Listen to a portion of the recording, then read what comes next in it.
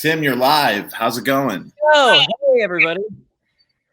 It's going good. I'm excited to be here, excited to talk to everybody about getting an animation channel started. This is going to be really exciting.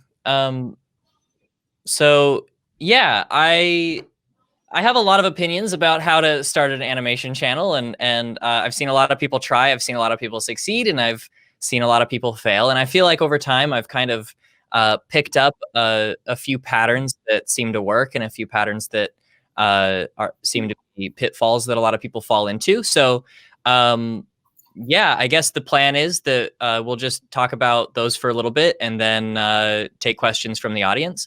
And after the fact, I'm going to be in the VidCon Discord taking any questions. So I'll try to get as many questions on stream as possible. But if you don't get your question answered, then don't worry. Head to the Discord after the fact, and I'll probably be in there for at least an hour after the fact. So yeah, it's going to be a lot of fun. Thanks for the kind introduction. John and I have been working together for a little bit now, and yeah, trying to think of where the best place to start is. Probably the beginning. It's a dumb joke. I think yeah, let's start with where I froze up a little bit. I'm sorry. Here, Tim. Why don't you just tell them, just give us a little background. How did it all begin for you? Oh yeah, let's talk about me. We were talking about the beginning. So how did it all begin? Tell us about yourself. Tell us about your life and how that became the TimTom animation channel. Yeah, so you're right. Probably I could fill some time with a little introduction. So when I was like a kid, I just really liked making videos, and that's what my friends and I would do after school, is like go over to my buddy Jeremy's house and just make little sketches and stuff. And like they were terrible, and that didn't really matter because we just really liked making stuff. And you know, I think like most kids, you know, we spent most of our time, or like we got most of our entertainment from YouTube. Mm-hmm. And so when that's like all you're consuming, I think it's only natural to be like, well, that seems fun. I want to do that. Let's see if I can be a YouTuber. So, you know, to varying levels, I feel like I've been trying to be a YouTuber since like 8th grade, with like when I first sort of figured out that that was an option. And it definitely took a long time before I could even make stuff that was worth watching. Definitely nothing that I made in the 8th grade is worth watching. And that's where, well, I'll come back to that. But yeah, so with time and just continually making stuff, I feel like I picked up little tricks and skills here and there, and got slightly better, and eventually was able to like make stuff that people might actually want to watch. And when I was 19, I applied for a job working for one of my favorite YouTubers, Hank Green, who's one of the co-founders of VidCon. And I lucked out and he decided to hire me. So I moved to Montana and worked at VidCon for a couple of years. And I feel like that was a really valuable experience because I got to meet and interact with a bunch of YouTubers and sort of see how the industry works. And at the time in the VidCon office, I mean, I guess this is still the case, at VidCon headquarters, Hank also has a production company that makes lots of videos there. So I sort of got to see from afar a YouTube production, like a high quality YouTube production, and how it comes together. So yeah, after a while, I felt like, okay, I think I've got a handle on this. And I decided to take a big leap of faith and quit my job at VidCon and give it a go and try to be a YouTuber myself. And so, yeah, I had saved up some money and was like, all right, I've got maybe 6 months to try to make this happen. But the reason I felt comfortable and confident doing something like that is I had not only spent the last several years like making stuff, but I had gotten some industry experience. So I was like, okay, I finally feel like I've learned enough to give it a shot. So I took that leap of faith and tried a few things, but eventually I landed on sort of storytelling as the thing that I had the most fun doing, and that I think that people connected with the most. And you know, I got very lucky that early on my Storytime animation channel got pretty popular pretty quickly. So yeah, I have a whole video that talks about this, so I guess I won't go into details, but we'll just say that it happened right in the nick of time. It literally a week later, if things had like taken off or whatever, I don't know if I would be here right now. So I got very lucky at exactly the right time, and that was really cool. Because I do think another aspect that people seem to gloss over with YouTube is that luck is a massive factor. Because there are tons of people that work really hard and aren't able to capture an audience for one reason or another. And so yeah, there's a lot of people who take that leap of faith and know what they're doing and work really hard and pour everything into YouTube. And the reality is that not everybody is going to make it, and that's a bummer. Because there's a lot of really talented people who go undiscovered. But yeah, that's important to know, because I think it's easy to watch a lot of people just talk about how they got success and here's all you have to do and it worked for me, so it can work for you. And yeah, I think it's important to make informed decisions and recognize that, like, even if you're able to make really good content, like, failure is a possibility, and you have to sort of plan for that. But yeah, I mean, I know that there are people in the audience right now who me saying that will not deter them. And they're going to want to give it their all anyway. And they're like, it doesn't matter. Like, I have to know, and I have to try. And yeah, I think there's nothing wrong with that. But yeah, so if you are considering starting an animation channel, or starting any kind of channel, I would definitely recommend that you hope for the best and prepare for the worst, I suppose. That's sort of like the broad advice that I would give to anyone who's considering YouTube. But I also think that maybe this is overselling it, but I do think that to a certain degree, YouTube is sort of the closest thing to a true meritocracy that exists, because it's in YouTube's best interest, and they have a whole massive engineering team trying to make this goal happen. If someone's making good content, it's in YouTube's best interest to make sure that that gets surfaced and shown to people. And you don't have to sort of get on the good side of any individual gatekeeper, right? I don't need some producer to like me personally or whatever to become like a successful YouTuber. So while there is a big luck factor, I also really like the fact that there's not gatekeepers on YouTube, and anyone can publish and stuff. So yeah, anyway, got off on a little tangent. But I suppose, yeah, that's how I got started, is I lucked out getting into the industry a little bit, kind of learned how things worked, and then started my own channel and got lucky again, I suppose, I feel. And then, yeah, since then, I've just been working on trying to keep making videos that people like, and grow a team of people to help produce them, because animation is incredibly time consuming and difficult, and doing it all by yourself is something that you learn pretty quickly is for most people, I would say, unsustainable, at least in the long term. And yeah, so Timothy, if you don't mind me asking you a question, in case we do have some fellow young animators in the crowd who might be starting a channel and just starting to see some success and starting to see views coming in. You did mention a big part of it is luck, but when you had your first initial bit of success and you got lucky and the views started to add up and you started to develop an audience, what did you do, and what advice could you give for the young animators in the audience when that initial success started to happen for you? What did you do to maintain and keep that upward trajectory, I guess is a fancy word to use, going? yeah, I mean, so I think that first and foremost, the most important thing is to make sure that you're making good content, you know? And like I said, it wasn't like I had started making content when I was in the 8th grade or even younger than that. Like I probably edited my first video like in the 6th grade.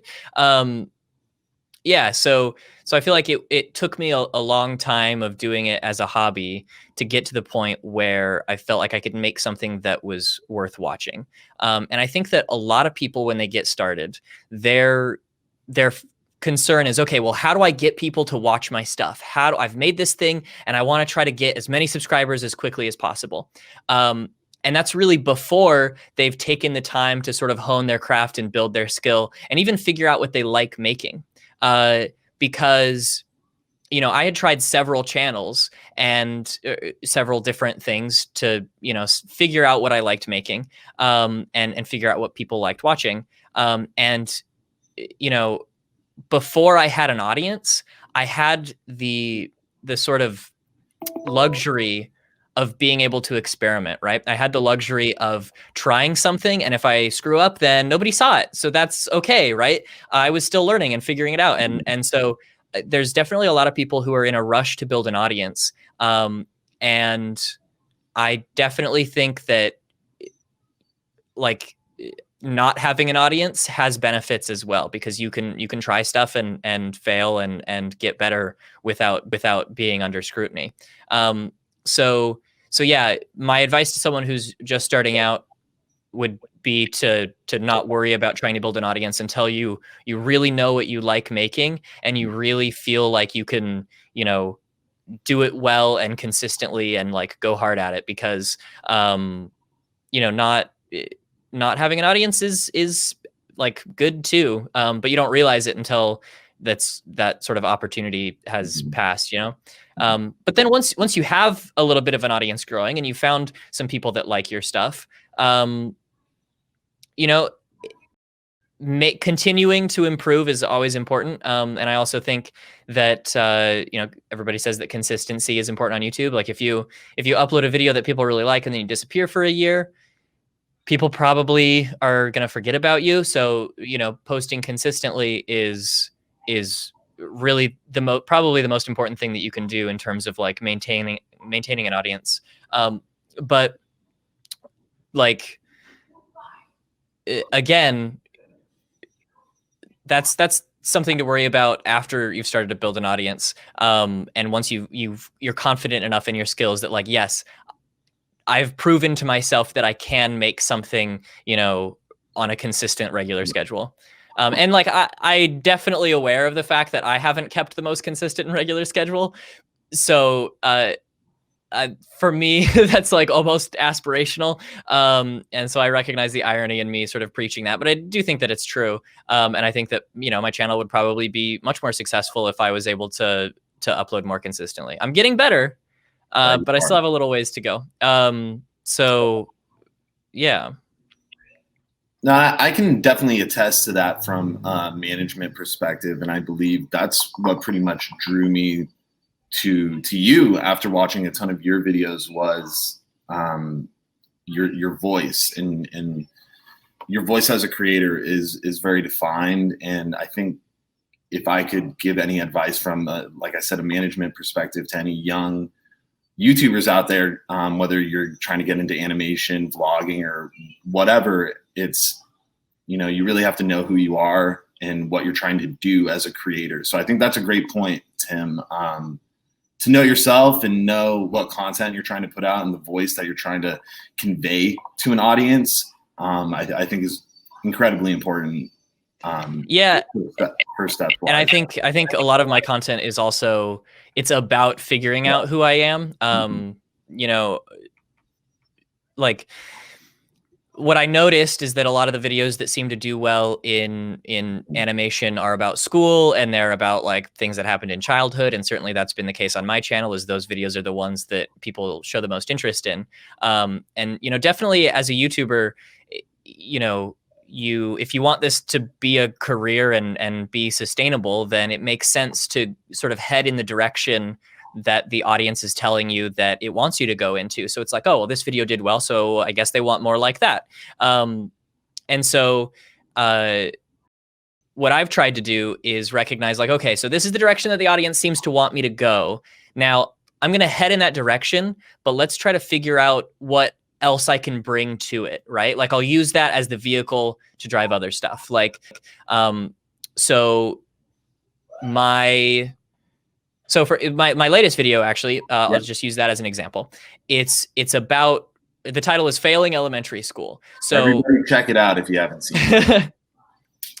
Yeah, I'm actually really proud of it. But the title is Failing Elementary School, and at least for now, videos with school in the title seem to do better. So it's like, okay, I'll do that and see if people want more of it, or like people seem to want more of that. So I'll make that kind of content. But if I'm gonna make just a video about like, oh, here's a thing that happened in school, I don't really think that brings value to people, and I don't really think that is particularly interesting, right? So my thought was, well, how can I use this idea of talking about something in school as a vehicle to provide some value to people? And in this case, the video wasn't really about failing elementary school like that.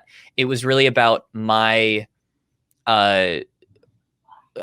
sort of some personal growth that I experienced, where I failed this class and that really sucked, and the lessons that I had to learn sort of in response to that. And ultimately, it's about recognizing that you don't have to be the best to have value, and that you can still contribute to society if you're not get a straight A student or something. You don't have to be down on yourself because everybody has different talents and stuff. So what started as what might look like just a sort of clickbaity video about school, hopefully that's sort of like a Trojan horse where I like snuck something actually valuable and actually something that I'm proud of, and a message that I think more people should hear past. And so one of the shows that Complexly Media, the sort of sister or cousin company to VidCon,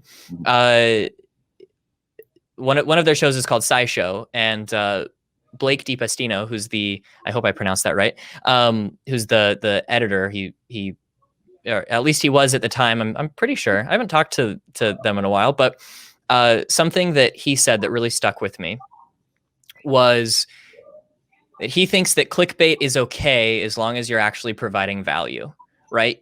Because like on the surface, YouTube is very competitive, and sure, you're fighting for clicks, and that's what it takes to try to get people to watch your video. But it doesn't matter, as long as people are getting something actually valuable. It doesn't matter how you got them to the video, because you're doing something that you're actually proud of. And so yeah, I think that's an interesting take that has guided a lot of the decisions that I've made. Try to actually make stuff that you're proud of, but wrap it in packaging that people find appealing, and that will hopefully make it more successful, so that you can be more effective in that that goal, which is like probably a little broad, but yeah, I think people know what I'm talking about. Yeah, definitely. Sorry if I'm taking any questions out of the audience's mouths, but another one for you, Tim. Let's say we have some younger animators in the crowd who are starting to see some success. When and apologies if I'm backtracking here, when in your career did your channel get big enough and there was a demand there which necessitated you bringing on a team to alleviate some of the work and take some of that off of your plate? Because I think that's pretty essential in regards to the career path of, if you want to be an animator, there is going to be a point in time where you will need to take on extra help. Yeah. There's, I would say that there's a few sort of distinct stages in the life cycle of most animation channels. Right. If someone decides that they want to be an animator, there's the sort of probably stage 0 before you've even started the channel. Really, I think your focus should be on honing your skills and trying to become as like good as you can and more confident in your abilities. Right. And not worrying about building an audience. I mean, certainly you can post what you want, like post what you make and get feedback and stuff, but not worrying about getting an audience and just focusing on yourself and building up your skill set and getting comfortable with the process. That's super important. But then once you feel really confident that you can make stuff worth watching and that people are going to really like and respond to, when you start the channel, I would say the sort of stage 1 is, or even, I mean, for me, I feel like a good strategy would be to try to get several videos ahead, right? So it's like, okay, I've spent like a year or two like focusing on skill building and getting really good here. Now I'm going to actually sit down and plan out my channel. I'm going to get going. Right. And since animation is so time consuming and so difficult, and yeah, Duncan, we'll take audience questions right after this. So right before you start your channel, I would say like, okay, start building up a library of videos and have sort of a bunch made before you even launch your channel. This is after you're confident in your skills and you know you can make stuff that people are going to like, and you're like, okay, now I'm giving it a real go. Make a handful of videos, 4 or 5, so that when you start, you can be posting consistently without having, and hopefully you can keep up with that posting schedule, so you have like a buffer. And the hope is that alleviates some of the stress because you front loaded the work, and hopefully gives you a little bit of a head start, so that the amount of time that you have to be doing everything by yourself is minimal. And I think that's probably a good strategy. And so, yeah. And then, like I said, I was very lucky and my channel took off after 3 videos. Like, just, yeah, it was pretty unheard of in terms of like animation channels taking off. I think very, very few people have gotten as lucky as I have. And so I have a warped sense of how long it should take or how long you should be doing it before it could potentially become a career. Right. I also think that, you know, I started back when, I mean, almost like basically 4 years ago now. Yeah, 4 years ago. And things were frankly less competitive then, right? There were fewer animation channels that were successful. There was less content to compete with. And I think that the bar was probably much lower. I don't know if I would be able to make it today as an animation channel. But certainly people more talented than I, which is a low bar. But people more talented than I think definitely could still make it. But so yeah, I think that there's definitely a period where you're, as any YouTuber is probably doing things alone. And with animation, that's especially difficult because animation is so much more time consuming than typical YouTube videos. And it's difficult. Yeah. I mean, it's just difficult to do everything alone. But yeah, eventually, you know, hopefully you're able to build an audience and start making some money. And then at that point, it becomes worth it to maybe hire some people, or maybe, you know, consider finding some friends and working together. I think that's that can be difficult for a lot of reasons, because sometimes people say that they're interested in stuff and they don't actually want to do the work. But yeah, eventually, you know, the sort of stage that I'm at, I guess, is like you hire some people to help you out to lighten the workload and spread it out. And then, yeah, since this is a beginning animation panel, I don't know if I'll talk too much about what it's like to hire people, but that's definitely something that I think is fine. You know, for a long time, I think that the sort of ethos, or I don't know if that's the right word, the sort of consensus in the animation community, a little bit, at least when I started, was that you should do everything by yourself, and that hiring people was somehow like made you less of an animator or less of a creator. And And so I put off hiring people for a long time because I was like, okay, I just have to do this all by myself. And that was really stressful and like burned me out. And I think ultimately I just sort of was like, no, you know what? Like, I want to make stuff that people like watching. And if working with other creators to make that happen is what it takes, then I don't think there's anything wrong with that. So yeah. Awesome. Questions from the audience, I think. Yeah. So this question from, oh man, I'm really bad at pronouncing names. Wilhelmina, I hope I got that right, asks, what are some tips for gearing storytime or storytelling animations into the 13 plus demographic in order to comply with COPPA? That's a really good question. For anyone who doesn't know, at the beginning, or I guess the end of 2019, the FCC passed a new, I don't think it was a new law. It was just a new like interpretation of a law that basically was like, hey, YouTube videos that are targeting a demographic under 13, like aren't allowed to run a certain type of advertising. And that means that would mean for YouTubers that the advertising revenue that you'd get from your videos would fall dramatically by 80 to 90%, which, you know, if your revenue is cut 80 to 90%, then what was a sort of barely functioning business or a business that was barely afloat is no longer able to support itself. And that would have killed a bunch of YouTube channels. And that especially scared animators on YouTube, because I think that there's still this idea that animation is for kids and adults would never like that.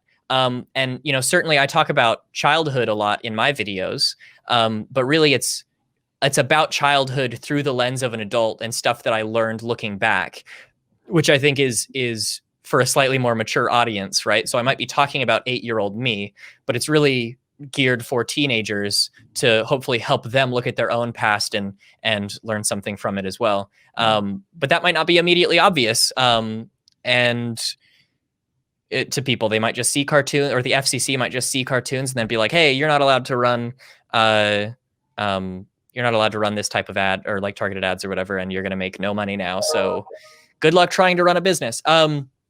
But what I've found is that like the reaction to that, the FCC's public forum for comments received an overwhelming amount of support, especially in favor of animation. And I think that tons of communities flooding the public forum got the message through to the FCC that like, hey, cartoons aren't necessarily just for kids. And so I think that the simple fact that a video is animated is, for me, no longer a concern that I'm like not going to be complying with COPPA. So that there was definitely at the beginning of the year, the end of last year, a lot of like uncertainty surrounding that. And like, what does this mean for animation? But you know, if you're actually making stuff for a teenage demographic, then you can say so when you upload it. You can check the right box on the YouTube uploader thing, and it doesn't seem to be as scary as people initially thought it might have been. Very good question. Elizabeth asks, I'm just wondering, is there a special site or app you use to animate, like when you would draw? Yeah, so I use Toon Boom. My team and I use Toon Boom and Photoshop, which are professional pieces of software that cost a monthly subscription fee to use. There is a student version of Toon Boom, which I think costs like $17 a month. There's also a lot of people use Adobe Animate. This is a problem that I'm currently facing.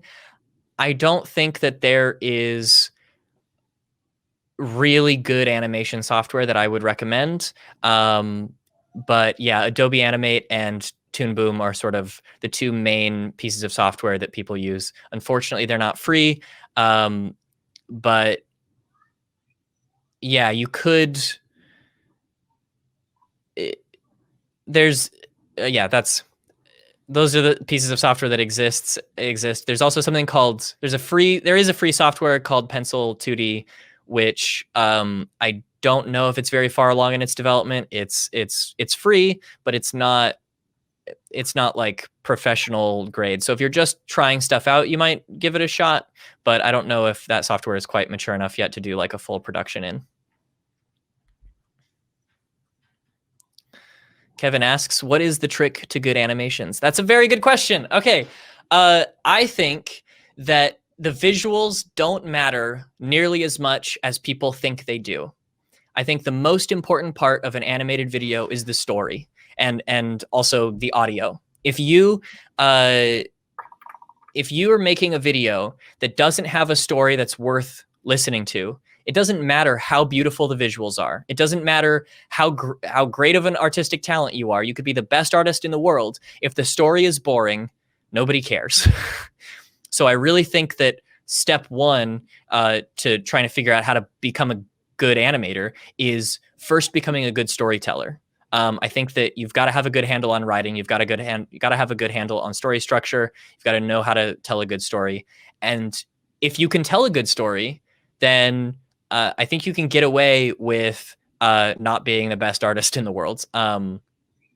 Because people will forgive poor visuals, but I don't think that they'll forgive a bad story. And then yeah, when it comes to recording audio, that's also super important. You know, I think when people watch a video, they see the video and that's sort of like all consuming. And so it's easy to focus just on the visuals. But I think that audio itself is just as important. So it makes up 50% of the video. Audio is just as important as visuals, but it's so easily overlooked because it's not sort of as all consuming as the video is. But anyway, so when you record your voiceover, record your audio for a storytime type video, it's really important to make sure that you're in an area that doesn't have any echo and that has really clean audio.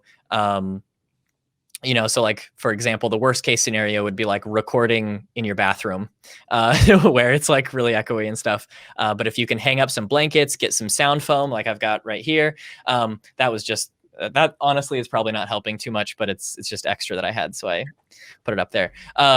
But you know, I know a lot of even big YouTubers who like go under a blanket and basically record on their bed under a blanket or whatever, just to have some like padding to absorb the sound so that there's no echo, so that they can get really clean audio. That's super important as well, because if it doesn't sound good, people aren't going to want to listen. Man, I'm really hoping that I'm not mispronouncing this, but Mayana Tunes asked, how do I use tags to maximize views and get our videos recommended more often? That's a very good question. You know, there's a lot of talk about how to optimize your videos and how to get as many clicks as possible. And like, oh, well, if you know, there's a couple best practices that I think are really important. You know,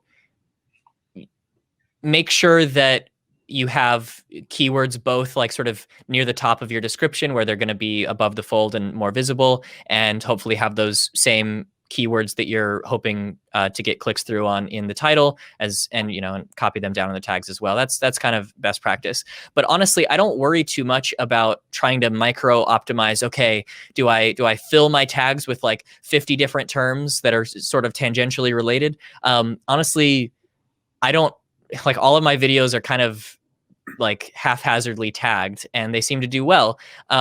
Really the most important thing when it comes to trying to sort of package your video, right, fill out all the metadata surrounding it, is a good title and a good thumbnail.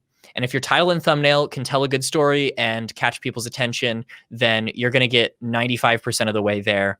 And honestly, I don't think I think for most people, it's probably not worth spending an absolute massive amount of effort trying to optimize every little thing about the video. Just have a good title, have a relevant description, have a eye-catching thumbnail, and that'll get you where you want to go. And your time for everything else, your time is better spent making the video itself better, I think. But really, like, thumbnail is so important. It's so important. There's a couple sort of rules of thumb when it comes to making a good thumbnail. Like, for example, if you walk into a room full of people, like walk into a party, and everybody's talking to each other, but one person is looking at you, as you scan the room, that person is going to jump out at you. Our brains are just hardwired to see faces, and more specifically, see people, like faces looking at you. So, you know, to take that experience of walking into a party and scanning around and sort of apply it to YouTube, in a YouTube thumbnail, people are going to be their attention is going to be drawn to faces in the thumbnail and faces looking at the thumbnail. And even more so, people are going to be drawn to strong emotions, right? If someone's just sitting in a thumbnail with like a blank face, that's not going to be as eye-catching as someone who's experiencing like a strong emotion, either like crying or laughing or smiling or, you know, some sort of strong emotion. That's going to be more eye-catching. So generally, it's good practice to put a face in the thumbnail, but also, you know, that's not the only thing that's going to be eye-catching, right? Bright colors are also pretty good. But, you know, you see a lot of people take the idea of like bright saturated colors way too far. And then at that point, it kind of becomes off-putting, I think. So there's definitely a balancing act to play. You know, we've all seen the sort of clickbait thumbnails where it's like, you know, someone just making a ridiculous face with like a yellow outline or whatever. And I think that's kind of been done. And I think a lot of people have become desensitized to that. But, you know, one trick that I've used is I'd go to someone's YouTube channel who I like their thumbnails, and then I take my thumbnail and I take a screenshot of their video or their channel and take one of my thumbnails and place it on their page, and then kind of like just compare it like in context where it's going to be shown or whatever, or just being shown alongside other thumbnails. What jumps out about mine, and what do I think I could change to make it stand out against those thumbnails more? And after a while you get a feel for it. But yeah, like making thumbnails is definitely a skill, and it takes time to get good at it, like any other skill. But yeah, definitely spend a lot of time thinking about, okay, how am I going to get people's attention, and you know, compare your thumbnail directly with other people's and sort of in page to see what you think is actually going to work. Yeah. Ben asks, how would you recommend planning your channel, choosing your target audience, you know, not trying to please everybody, deciding subjects in advance, how many to make at a time, structuring workflow, etc. That's a very big question, a very good question. Planning everything out, it's going to vary a lot for each person.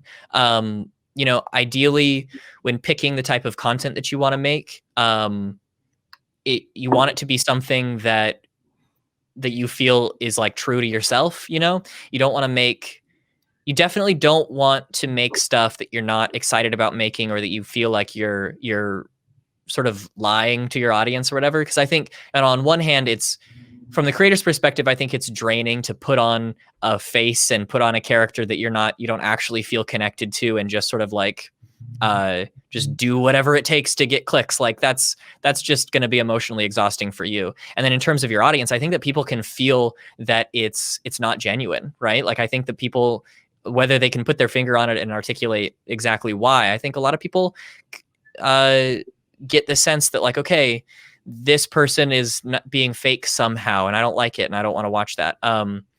So yeah, like to a certain extent, I think everybody sort of puts on a bit of a character or a bit of a face for YouTube, right? There's an exaggerated version of yourself that you're sharing with the world. You know, you're not necessarily always sharing your deepest, darkest secrets.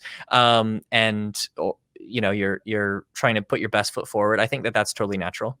But yeah, I think people respond well to you being genuine. So when it comes to planning your type of content, I definitely would try to make something that you feel resonates with you. And, you know, if it resonates with you, then hopefully it'll resonate with an audience as well. But also, yeah, think hard about what kind of audience you're attracting with your videos, right? You can't please everybody. And so any type of content that you make is going to attract a certain type of person. And you might be surprised about the type of people that are attracted to your content. But I think for the most part, it's like, well, if you make Call of Duty videos, you're probably going to attract like teenage boys who like Call of Duty. That makes sense. And Xbox Live has taught us that community can kind of be a little toxic. So it's like, well, maybe prepare for that, for example. Not to rag on Call of Duty too much. I think maybe that's just sort of an old perception from the old Xbox Live days, but just a good example. And you know, if you know, big vertical these days is like makeup tutorials in the beauty community. Obviously, if you make beauty videos, you're gonna attract people who are into makeup, and you know, probably a lot of 14-year-old girls or something, and that's totally fine. But that means that your community, you're going to interact with your community very differently.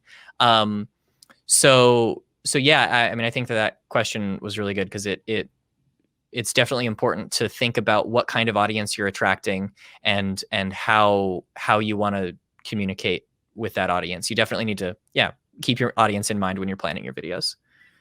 Looks like we've got 5 minutes left. Maybe time for 1 or 2 more questions. Sienna asks, I'm looking for a good beginner display tablet for animating and digital drawing and such. So I was wondering what you might recommend. There are a lot of good tablet companies these days. I for a while used a Cintiq, but the cable broke, and that was really frustrating. They don't make the cable anymore. So I've fallen back to using a Surface Book, which is a laptop that has a drawing screen. But for a beginner, you know, if you want a drawing monitor where you can actually draw on the screen and see the pen strokes, I've heard XP Pen. I haven't used an XP Pen brand tablet before, but I've heard that recommended. That there's tons of brands. I will say, in my personal opinion, that Cintiq is probably a little overpriced. These days, it seems like there are other tablet companies that are kind of eating their lunch and making really good stuff at half the price. So you know, for a while, Cintiq was sort of the brand to beat, and Cintiq was sort of the brand to beat, and nobody could really compete with them. But now I think that there's tons of cheaper alternatives that really are effectively competing with them. So you don't necessarily have to spend a ton of money to try to get the top of the line thing, because yeah, just shop around and watch reviews, and hopefully you can find something that is good for you. Yeah. Any other questions? Steven Animates asks, are views important or subs when you start a channel? That's really interesting. That's a really interesting question. So, man, that's a good question. Obviously you want both, right? Like if you're already to the point where you're making stuff that you're confident in and that you know that people are going to like, again, that's like step one, very important. But you're at that point now, you're trying to grow your audience. And I think a lot of people make the jump to the next step of trying to grow an audience a little too soon. So definitely take the time to make sure that you're confident in what you're making and that you know you can make good stuff. There should be no rush to try to build an audience, especially if you're young or just starting out. But yeah, once you're at that point, and you're trying to grow your audience,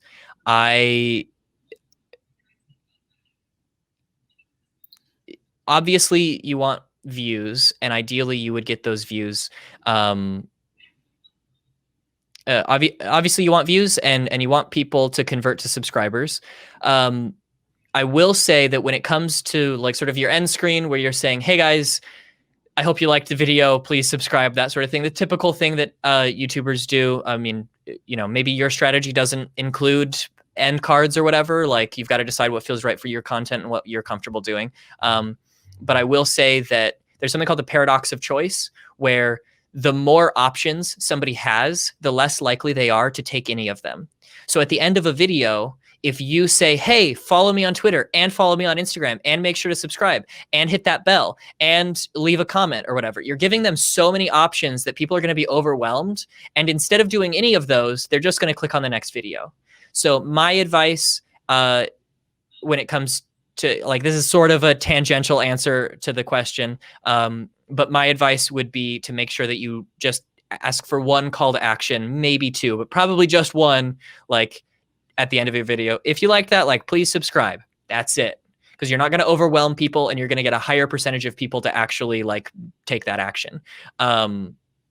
So yeah, that's something that I see a lot, is people are sort of overwhelming their audiences. And, you know, like what you could do is like rotate it out. So it's like on this video, I'm going to say, hey guys, the idea for this video came through Twitter or whatever. So if you have an idea for a video that I should make, follow me on Twitter, send me your ideas there, and like just push people to Twitter. Just one single action, and then you'll get a bigger percentage of people to to take that action. Yeah, so it looks like we're basically at the end here. And just reading a little message from Duncan, who's running the show behind the scenes. Which, by the way, I also, before we wrap up, I want to thank the VidCon team for just absolutely killing it, like responding to the global pandemic situation as quickly and effectively as they did, and turning it into something that I think is a really cool experience for everybody. Yeah, I'm really, really proud of those guys. But yeah, as we're wrapping up here, I just want to point everybody to the VidCon Discord server. I'm going to go in there and answer questions with everybody. And yeah, so if you didn't get your question answered, let's go to the Discord, and the channel is #the guide to everything animation. That's where I'm going to be answering questions for the next little bit. Thanks everybody for coming.